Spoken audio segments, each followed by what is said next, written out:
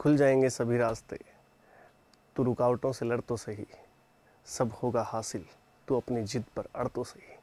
मित्रों नमस्कार, मैं हूं वाईडी और आप देख रहे हैं ये प्लस माइनस की कामयाबी सीरीज। इस कामयाबी सीरीज में हम बहुत सारे प्रश्नों का संकलन लेकर के आपके साथ में हाजिर हैं। मित्रों हमारा जो सेशन है वो कामयाबी सीरीज के बहुत सारे प्रश्नों को लेकर के हैं। आप सभी का स्वागत है, बहुत बहुत अभिनंदन है। आप सभी इस सीरीज में जुड़ करके बेहतर फील कर रहे होंगे। उम्मीद कर रहा हूँ आप स्वस्थ होंगे, मस्त होंगे और अपने घर वालों की उम्मीदों पर खरा उतरने की कोशिश कर रहे होंगे। चलिए मित्रों, आज की क्लास का हम प्रारंभ करते हैं और देखते हैं नए नए सवाल हमारे सामने। पहला सवाल, आज की सीरीज का पहला सवाल, लेकिन उससे पहले लाइक और सब्सक्राइब और ये सारी चीज़ें जो आप किया करते हैं यूट्यूब पर, वो सारी चीज़ें आप कर दें। अगर आपको क्लास अच्छी नहीं लगी तो डिसलाइक कर दें। धन्यवाद। चलते हैं आज की क्लास का ये पहला प्रश्न। देखिए, बहुत बेहतरीन सवाल है। निम्नलिखित प्रश्न में दिए गए 4 विकल्पों में से उस विकल्प का चयन करें जो दिए गए मुहावरे के अर्थ को सर्वश्रेष्ठ रूप से व्यक्त करता है। देखो, गंगा लाभ होना, गंगा लाभ कब होगा भैया? गंगा लाभ जनरली तो आप कभी भी गंगा जा सकते हैं या गंगा मैया के साथ में गंगा मैया में डुबकी लगा सकते हैं, लेकिन जनरली हम देखते हैं, सामान्यतः हम देखते हैं कि गंगा का लाभ होना या गंगा लाभ होना तब कहा जाता है जब किसी व्यक्ति की मृत्यु हो जाती है और उसे उसकी अस्थियों का विसर्जन करने हम गंगा तक ले जाते हैं। ठीक है, तो इसका सही उत्तर बनेगा दोस्तों, आपका इसका सही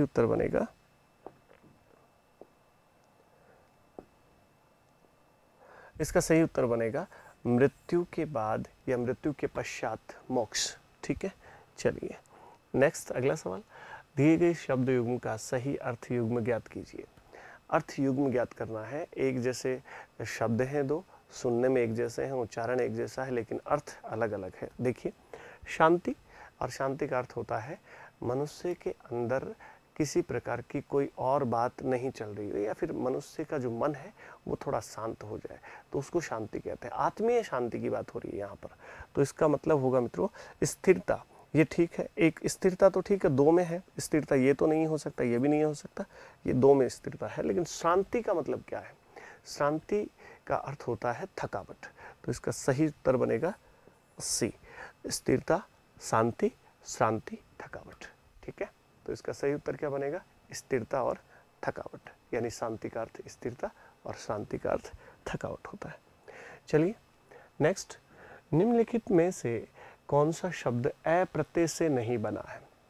देखो दोस्तों, एक जबरदस्त प्रत्यय है ए, और ए प्रत्यय के योगित होने से कई बार आपको संतान का बोध होता है या फिर लघु का बोध होता है। देखिएगा, रघु शब्द है और रघु शब्द में ए प्रत्यय जुड़ने से मित्रों राघव शब्द बनता है। रघु में ए प्रत्यय जुड़ने से राघव शब्द बनता है। और यहाँ पर देखिए ममता है, सही शब्द है ममता, और इसमें त्व प्रत्यय जुड़ने से, या फिर मम है और मम में त्व प्रत्यय जुड़ने से कौन सा शब्द बना है? ममत्व। ये सर्वनाम है और त्व एक प्रत्यय है और इससे शब्द बना ममत्व। वसुदेव में दोस्तों, वसुदेव शब्द में ए प्रत्यय जुड़ने से शब्द बनता है वासुदेव, वासुदेव। ठीक है, और लघु में ए प्रत्यय जुड़ने से, जैसे रघु में जुड़ा था मित्रों, वैसे ही लघु में ए प्रत्यय जुड़ने से शब्द बनता है लाघव। क्या बनता है? लाघव। ठीक है, तो इसका सही उत्तर क्या बनेगा दोस्तों? ममत्व, यानी विकल्प ब। ठीक, चलिए दिए गए शब्द युग्म का सही अर्थ युग्म ज्ञात कीजिए। फिर से वही बात, दो शब्द हमारे सामने हैं, एक जैसे सुनने में लग रहे हैं लेकिन इनका अर्थ भिन्न भिन्न है। देखिए, है का अर्थ होता है घोड़ा, है हम कहते हैं, हम घोटक कहते हैं, हम घोड़ा कहते हैं, हम तुरंग कहते हैं, और है का मतलब होता है घोड़ा। तो यहाँ पर घोड़ा, पहले आपको घोड़ा देखना है। देखो अपने आप ही कट जाएंगे सारे, ये भी कट गया, ये भी कट गया, और ये पहले है का मतलब होता है घोड़ा, और हे का मतलब होता है जिसे हम हे कम समझते हैं, मतलब नीचा। तो इसका सही उत्तर जो बनेगा दोस्तों वो बनेगा सी विकल्प, घोड़ा और नीचा। है का मतलब घोड़ा और हे का अर्थ नीचा। ठीक है, चलिए अगला सवाल आपके लिए रहा, कौन सा शब्द कवि शब्द का स्त्रीलिंग है? देखो दोस्तों, दिखने में हमें सभी ऐसे लग रहे हैं कि ये स्त्रीलिंग होंगे और कवियत्री हम बोलते कैसे हैं वो भी हमें देखना होगा। तो कवि की नहीं, ये गलत है। कवयित्री ये ठीक है। कवियत्री ये भी दिखने में सुनने में ठीक लग रहा है, लेकिन इसमें मात्रा की गलती है, यानी वर्तनी की अशुद्धि है। ये त्री में त्री बढ़ जाती दोस्तों, इसलिए इसका सही उत्तर क्या बनेगा? कवियत्री। ये शब्द शुद्धि में बहुत बार, न जाने कितनी बार ये सवाल पूछा गया है कि इनमें से कौन सा शुद्ध है और कौन सा अशुद्ध है। ठीक है, चलिए। निम्नलिखित प्रश्न में दिए गए 4 विकल्पों में से उस विकल्प का चयन करें जो दिए गए मुहावरे के अर्थ को सर्वश्रेष्ठ रूप से व्यक्त करता है। फिर मुहावरा, फिर शब्द शुद्धि, फिर वाक्य शुद्धि, ऐसे ही ऐसे प्रश्नों का एक बहुत बड़ा भंडार है। और ऐसे ये प्रश्न जो हैं वो आए हुए हैं, पिछली परीक्षाओं में पूछे गए हैं। आगे भी ऐसे प्रश्नों को नज़रअंदाज नहीं किया जा सकता, बहुत गहरी संभावना है ऐसे प्रश्नों की। तो देखना, मुहावरा है घड़ों पानी पड़ना, और ये पिछली सीरीज में शायद ये मैंने बताया था, जो बहुत लज्जित हो जाता है उसके लिए शब्द आता है। तो देखिए, ये वाक्यांश आता है, अत्यंत लज्जित होना। घड़ों पानी पड़ना, अत्यंत लज्जित होना, और बात को और बढ़ाना नहीं, ये बात का बतंगड़ बनाना होता है ना। तो ये सारी बातें, दुविधा में पड़ना, ईर्ष्या से जलना नहीं, ये गलत बात है। संकट में पड़ना, इसका सही उत्तर जो बनेगा वो होगा अत्यंत लज्जित होना। देखो दोस्तों, बहुत आसान चीज़ें हैं, इनको हम बहुत ही गहरी और गंभीर समझ लेते हैं और बहुत बड़ा समझ लेते हैं, इसलिए हमसे गलतियां हो जाती हैं, त्रुटियां हो जाती हैं। हम इस सीरीज को चलाने का मकसद ये है कि आप हिंदी में किसी भी प्रश्न का उत्तर देते समय पहले आप अपनी धैर्यता को बनाए रखें, और धैर्यता के साथ अगर आप उत्तर देते हैं किसी भी प्रश्न का, तो ना आते हुए भी उस प्रश्न के सही उत्तर तक आप जरूर पहुंच जाते हैं। मान लीजिए आपने पहली बार वो सवाल देखा है, पहली बार वो प्रश्न देखा है, लेकिन उसके बावजूद अगर आपने सवाल को समझने में समय दिया तो आप निश्चित रूप से उत्तर की सही पहचान कर लेंगे। देखिए अगला सवाल क्या है, दिए गए वाक्य में क्रिया ज्ञात कीजिए। देखो दोस्तों, कर्म के आधार पर क्रिया के 2 भेद होते हैं, मुख्य रूप से 2 भेद होते हैं। एक सकर्मक, जिस क्रिया का फल कर्म पर पड़े उसे सकर्मक क्रिया कहते हैं। जिस क्रिया का फल कर्म पर ना पड़कर कर्ता पर पड़े उसे अकर्मक क्रिया कहते हैं। और संयुक्त क्रिया, जिसमें 2 क्रिया हो, कई क्रियाएं एक साथ हो, सामान्य क्रिया जनरली एक क्रिया हो। तो सुनिएगा, संयुक्त क्रिया है नहीं। देखिए, वैसे देखा जाए तो संयुक्त क्रिया भी है, लेकिन यहाँ पर संयुक्त क्रिया वाली बात ही नहीं आएगी, क्योंकि ये सकर्मक क्रिया भी नहीं है। तो ये कैसी क्रिया है? अकर्मक क्रिया। देखो दोस्तों, मैं ये वाक्य बता रहा हूँ, आपको सोचें। जब वाक्य में आपको क्या का उत्तर मिल जाए, क्रिया से पहले क्या लगा करके देखें। अगर आपको क्या का उत्तर मिल रहा है, इसका मतलब वो है सकर्मक क्रिया। यदि आपको क्या का उत्तर नहीं मिल रहा, इसका मतलब वो होती है अकर्मक क्रिया। अब यहाँ देखिए, बच्चे क्या रो रहे हैं? बच्चे रो रहे हैं भाई, बच्चे क्या रो रहे हैं? बच्चे तो रो रहे हैं। अगर यहाँ पर आता कि राधा पुस्तक पढ़ रही है, तो देखो इसके पहले क्या लगा करके देखो, देखो राधा पुस्तक पढ़ रही है। देखो दोस्तों, अब मैं बोलूं कि राधा क्या पढ़ रही है, पढ़ना क्रिया है, उससे पहले क्या जोड़ूंगा तो उसका उत्तर मिल जाएगा ना मुझे, पुस्तक पढ़ रही है कि नहीं है? तो ये तो सकर्मक हो गई। लेकिन मैं यहाँ पे जोड़ूं बच्चे क्या रो रहे हैं, क्या रो रहे हैं? बच्चे रो रहे हैं, बस अकर्मक क्रिया है भाई। इसका सीधा फल किस पर पड़ रहा है? बच्चे पर पड़ रहा है, ठीक है। और बच्चा रोने का काम कर रहा है, इसका मतलब करता है, ठीक है। इसलिए इसका सही जो उत्तर बनेगा वो बनेगा ऑप्शन सी। को और के लिए किस कारक के चिन्ह है? देखो दोस्तों, परसक कह दो, कारक कह दो, और कारकों के कुछ चिन्ह होते हैं। हिंदी में 8 कारक चिन्ह माने गए हैं, आपको पता भी होगा, आपने खूब बचपन से छठी कक्षा से आप पढ़ते हुए आ रहे होंगे। यहाँ पर देखिए, को और के लिए, कर्ता ने कर्म को, यहाँ पर ये को जो है वो कर्म वाला नहीं है, ठीक है। वो को और के लिए दोनों ही जो कारक चिन्ह है वो किसके लिए आते हैं? वो आते हैं संप्रदान के लिए। जैसे रसोई घर, यानी रसोई के लिए घर, इसका समास विग्रह करोगे आप, रसोई घर, तो इसका जो समास विग्रह होगा दोस्तों वो होगा रसोई के लिए घर। तो यहां पर देखिए, के लिए शब्द आया, ये है संप्रदान।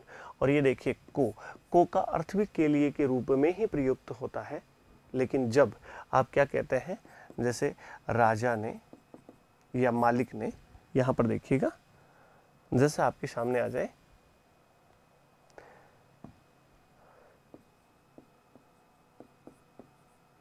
मालिक ने नौकर को कपड़े दिए,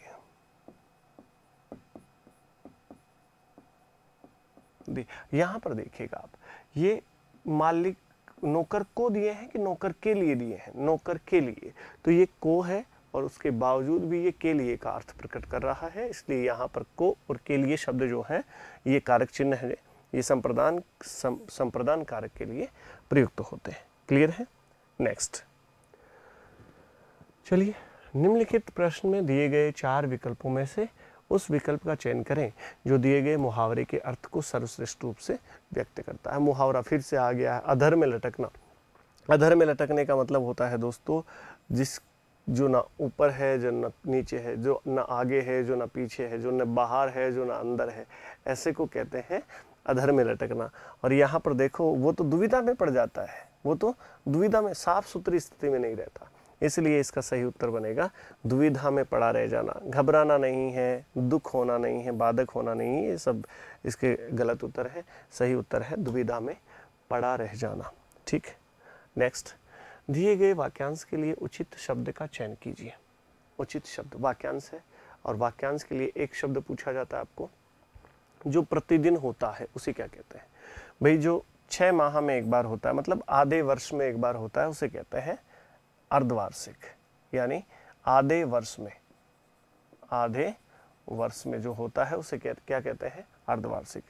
जो एक सप्ताह में होता है, एक सप्ताह में जो होता है उसे कहते हैं साप्ताहिक। एक वर्ष में जो होता है उसे कहते हैं, वर्ष में जो होता है उसे कहते हैं वार्षिक। और जो डेली होता है, डेली अंग्रेजी का शब्द है, और जो रोज होता है, जो प्रतिदिन होता है, उसे कहते हैं दैनिक। तो इसका सही उत्तर बनेगा दोस्तों ऑप्शन डी, विकल्प डी।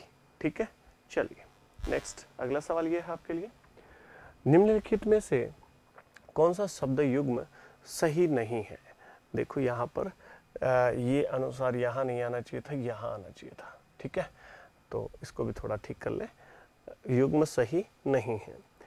तो शब्द युग्म में पूछा है आपको, भलाई बुराई, ये विलोम शब्द है, बिल्कुल ठीक है। काम बाम ये नहीं है। पाना और इसका विपरीत होता है खोना, सुख का विपरीत होता है दुख, और भलाई का विपरीत होता है बुराई। इसका मतलब सही उत्तर क्या बनेगा दोस्तों? काम बाम, ये इसका विपरीत नहीं है, ये सही शब्द युग्म नहीं है। ठीक है, चलिए, निम्नलिखित वाक्यों में से शुद्ध वाक्य का चयन कीजिए। शुद्ध वाक्य का चयन कर लेंगे साहब। अनेक रेलवे, रेलवे अनेक नहीं है भाई, रेलवे अनेक नहीं है, रेलवे में अनेक कर्मचारी होते हैं। ठीक है, तो ये तो गलत बात है। कई रेलवे भी नहीं है, रेलवे तो एक ही है। यहाँ देखो, रेलवे के कई कर्मचारियों की गिरफ्तारी हुई, ये बिल्कुल इसका सही उत्तर है। कई रेलवे, फिर से कई रेलवे है, ये नहीं होगा। रेलवे तो एक है, लेकिन रेलवे के अंदर कर्मचारी कई है और उनकी गिरफ्तारी हुई। यहाँ तो गिरफ्तारी हुई और गिरफ्तारियां भी आ सकता था, यहाँ पर कर्मचारियों की गिरफ्तारियां हुई। ठीक है, लेकिन ये फिर भी इसका सही उत्तर है। ठीक है दोस्तों, चलिए, दिए गए वाक्य में उपयुक्त विराम चिन्ह का चयन कीजिए। विराम चिन्ह वाला सवाल बहुत पूछा जा रहा है, बहुत ही प्रायोरिटी के साथ, बहुत ही प्राथमिकता के साथ ये सवाल पूछा जा रहा है, तो वो आपको जरूर ध्यान रखना है दोस्तों। इसको बोलते हैं कोष्टक, कोष्ठक। ठीक है, इसको बोलते हैं विस्मयादि बोधक, विस्मयादि बोधक। तो इसका भी आपको ध्यान रखना है, विस्मयादि बोधक। ये जो चिन्ह है मित्रों, ये है विवरण चिन्ह, विवरण चिन्ह, और ये है समाप्ति सूचक, समाप्ति सूचक। ठीक है दोस्तों, तो यहाँ पर देखें, जो इसके लिए सही विराम चिन्ह प्रयोगित होगा वो होगा आपका विस्मयादि बोधक। अरे ये तो अचंभे वाली बात है, यह तो विस्मय वाली बात है। अरे वर्षा होने लगी, आप अंदर बैठे हुए हो और बाहर पता चला आवाज आने लगी, तो आप कहते हो अचानक से, अरे वर्षा होने लगी। तो इसके लिए सही उत्तर जो है वो बनेगा ऑप्शन बी। ठीक है, चलिए। दिया गया वाक्य किस पक्ष का उदाहरण है, ज्ञात कीजिए। पक्ष मतलब जो ये वाक्य पढ़ने के बाद आपको क्या लग रहा है कि किस हिसाब से ये वाक्य दिया गया है। पक्ष एक तरह से आप वृत्ति कह सकते हैं, मूड कह सकते हैं, लेकिन यहाँ पर पक्ष से भी आपको समझ में आ जाएगा। कई विद्यार्थियों को पक्ष जो व्याकरण है उसमें ये पक्ष शब्द देखने को नहीं मिला होगा या नहीं पढ़ा होगा आपने, लेकिन पक्ष का अर्थ यहाँ पर यही है कि आप वाक्य को देख करके ये पहचानें कि किस मिजाज का ये वाक्य है। फल मेज पर है, ये पूर्ण बात तो नहीं है, क्या हमेशा ही फल मेज पर होता है, ये पूरी बात नहीं है। नित्य नहीं, बिल्कुल नहीं। हाँ, ये स्थित है, आज की डेट में तो ये स्थित्यात्मक जो है उसका बोध करा रहा है, तो इसलिए इसका सही उत्तर बनेगा स्थित्यात्मक पक्ष। और अपूर्ण बात भी नहीं है ये, ना अपूर्ण कह सकते, ना पूर्ण कह सकते, ना नित्य कह सकते, इसका सही उत्तर बनेगा स्थित्यात्मक पक्ष। दिए गए शब्द का विलोम शब्द ज्ञात कीजिए। अल्प प्राण। देखो, प्राणवायु के आधार पर स्वर और व्यंजन जो होते हैं उन्हें हम कुछ दो भागों में विभाजित करते हैं, दो भागों में बांटते हैं। एक होता है अल्प प्राण, एक होता है महाप्राण। तो सभी स्वर अल्प प्राण होते हैं, आप जानते हैं, ये बात की बात है। जब वर्णमाला हम पढ़ेंगे, वर्णमाला का अध्ययन करेंगे तो इसको बहुत आराम से हम पढ़ने वाले हैं। यहाँ देखिए, आपको इसका विलोम शब्द बताना है। ये इतना इजी सवाल है। देखो, सवाल इजी ही होते हैं, सरल ही होते हैं सवाल, बस हम अपनी ही जल्दबाजी और अपनी ही थोड़ी एक्स्ट्रा चातुर्यता के कारण हम थोड़ा इनको हल्के में लेकर के गलत कर देते हैं, और वो हमारे लिए बहुत बड़ा घातक साबित होता है। कई विद्यार्थी होंगे जिनका 1 नंबर से, आधे नंबर से, जिनका बहुत कम नंबरों से सिलेक्शन रुक जाता है, तो वो विद्यार्थी तो इस पर विशेष ध्यान दें दोस्तों। ऐसे जब सरल प्रश्न पूछे जाते हैं तो उनको आप बहुत ही सावधानी पूर्वक उनका उत्तर चुनें। ठीक है, आइए। अल्प प्राण, और ये अल्प प्राण का जो विलोम शब्द है वो होता है महाप्राण। ठीक है, आहत नहीं होता, और ये प्राण नहीं होता, और ये निप्राण नहीं होता। वैसे निष्प्राण होता है, ये निप्राण तो कुछ होता ही नहीं है, तो इसलिए इसका सही उत्तर क्या बनेगा दोस्तों, महाप्राण। और इसके बाद देखो, आज की क्लास को हमने महाप्राण पर समाप्त किया है, तो आप सभी दोस्तों का बहुत बहुत आभार पूरी क्लास को देखने के लिए, सुनने के लिए, समझने के लिए। और मित्रों, मैं चाहता हूँ कि आप हिंदी में किसी भी प्रश्न का उत्तर देने में सक्षम बन जाएं, और आप हिंदी की वजह से तो कम से कम आपका सिलेक्शन नहीं रुकना चाहिए। ये सीरीज सिर्फ और सिर्फ आपके लिए है। आप अगर इसमें जुड़े रहेंगे, इस सीरीज में लगातार बने रहेंगे, तो मैं आपको यकीन और विश्वास दिलाता हूँ कि आप बहुत बेहतर बन जाएंगे। हिंदी विषय का ज्ञान और आपकी जो समझ है वो अच्छी बन जाएगी, बेहतर बन जाएगी। इन्हीं चीज़ों के साथ में, आज के इतने प्रश्नों के साथ में आज की क्लास को हम विराम देते हैं। अगली क्लास में आपसे फिर मुलाकात होगी, बातचीत होगी। तब तक के लिए नमस्कार।